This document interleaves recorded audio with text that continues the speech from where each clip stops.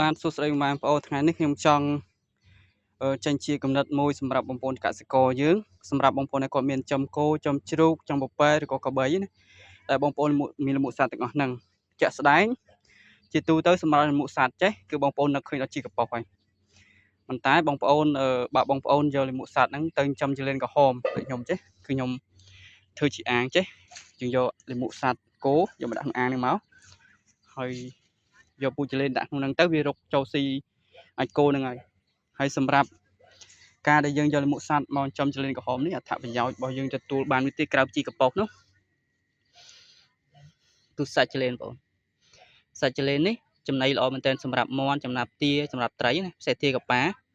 ស៊ីទៅដុសរោមស្អាតមែនតើសម្រាប់ទាកប៉ាហើយមួយទៀតគឺ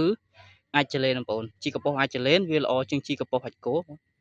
អាចចលៀនណាអញ្ចឹងសម្រាប់ជីកប៉ុស្តិ៍អាចចលៀននេះគឺទី1វាជួយដីធូរដោយសារនៅក្នុងអាចចលៀននេះវាមានពងចលៀនអញ្ចឹងនៅពេលដែលយើងយក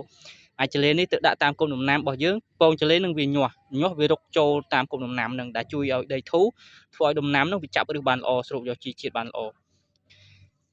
ញ្ចឹងសម្រាប់ពុកម៉ែបងប្អូនដែលគាត់ចង់ដឹងពីបច្ចេកទេសនៃការចំចលៀនហើយនិងការផលិតជីកប៉ុស្តិ៍បងប្អូនអាចទំនាក់ទំនងខាងខ្ញុំមកខាងខ្ញុំមានលក់ពូជចលៀនក្រហមហើយនិងប្រឹក្សាបច្ចេកទេសក្នុងការផលិតជីកប៉ុស្តិ៍អាចចលៀនទីតាំងខ្ញុំនៅស្រុកបរសៃខេត្តព្រៃវែងហើយសម្រាប់ពូជចលៀនក្រហមឬក៏ជីកប៉ុស្តិ៍ចលៀនខ្ញុំអាចផ្ញើបាន25ខេត្តក្រុងអរគុណច្រើនបងប្អូន